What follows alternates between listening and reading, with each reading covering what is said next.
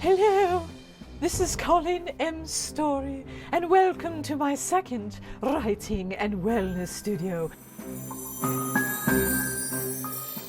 Now I'm taking a candle with me today into our video because we need to light our way through these horrors that writers experience.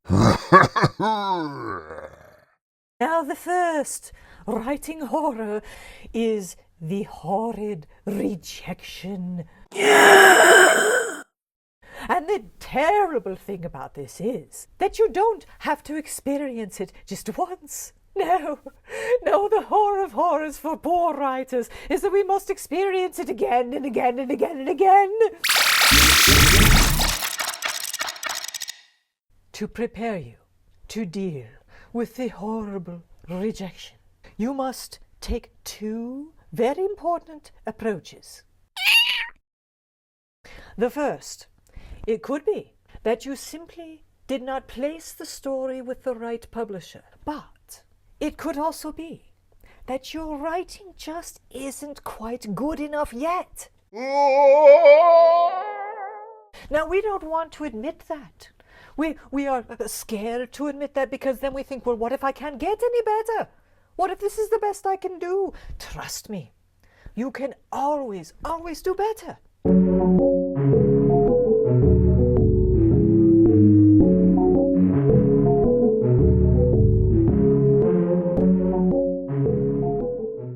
The second thing you absolutely must do is not to give up, to keep submitting your story.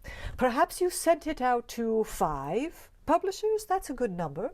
Send it out to 5. If you get rejections from all 5, you must go back and see if you have weaknesses somewhere. Maybe the beginning is not catching the person's attention. Maybe your synopsis is not sharp enough, and you could use some help with that. An editor can help you with that as well. Or perhaps the story plot is not hanging together quite right. Go back and get those things right. And then submit to another 5 publishers or editors and keep doing this over and over until you eventually succeed. Because you will.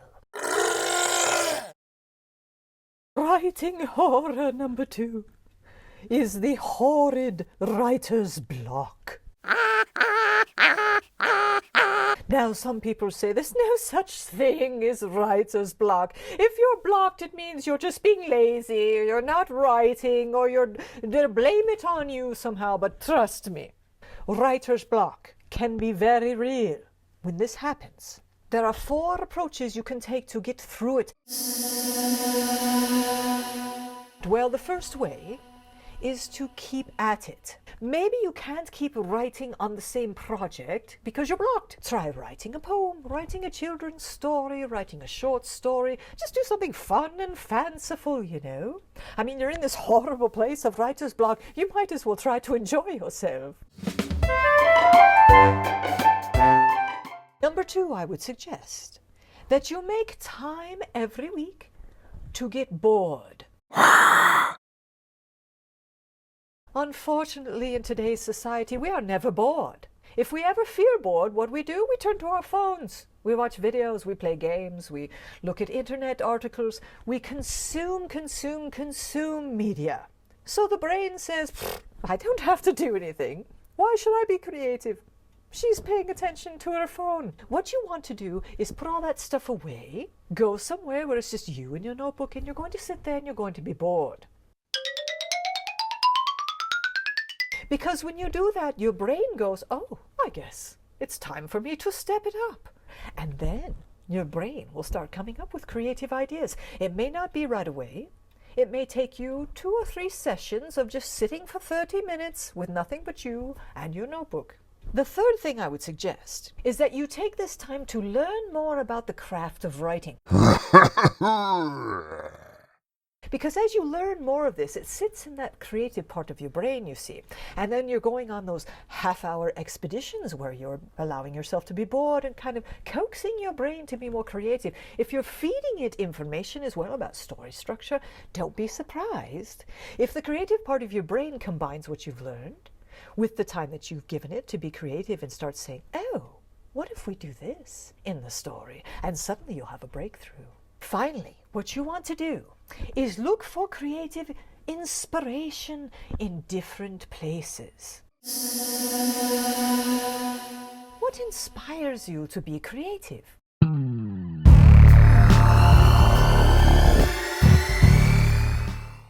For me, that's movies. The last horror that writers must experience is the failed book launch.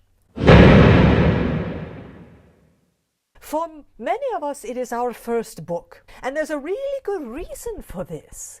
It's because we don't yet have a platform built.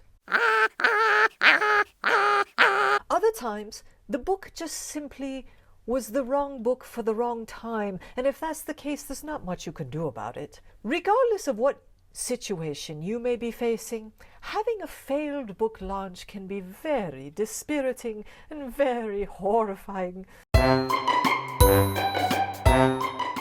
You wonder, was the book no good? Did I spend all that time and effort on it only to have it not be anything that anybody wants? Oh my, that is a scary thought indeed.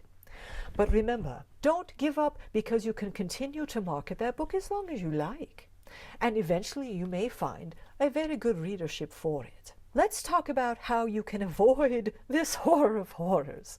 Have a very good website ready with all the information on the book months before it is launched. Submit to podcasts so you can be talking about the book. Guest post with other blogs that deal with your subject area. Get yourself some book signings if you like. You need to be lining up lots of ways to be telling people about this book. Beyond that, I do hope that you've been building your author platform all along, so that you already have readers who are interested in what you're doing. If you wait to do that until the book is published, oh, I'm sorry, dear, but it's much too late. Charlie has joined us because he knows that we're at the end of this horrors video. The first being the dreaded rejections, the horrible writer's block, and the awful failed book launch. I have endured all of these things more than once, I can tell you. And the tips that I shared with you today helped me to get through them. I hope that they will help you to do the same. Don't let these horrors scare you away. And thank you for joining me here on Writing and Wellness, the Halloween episodes.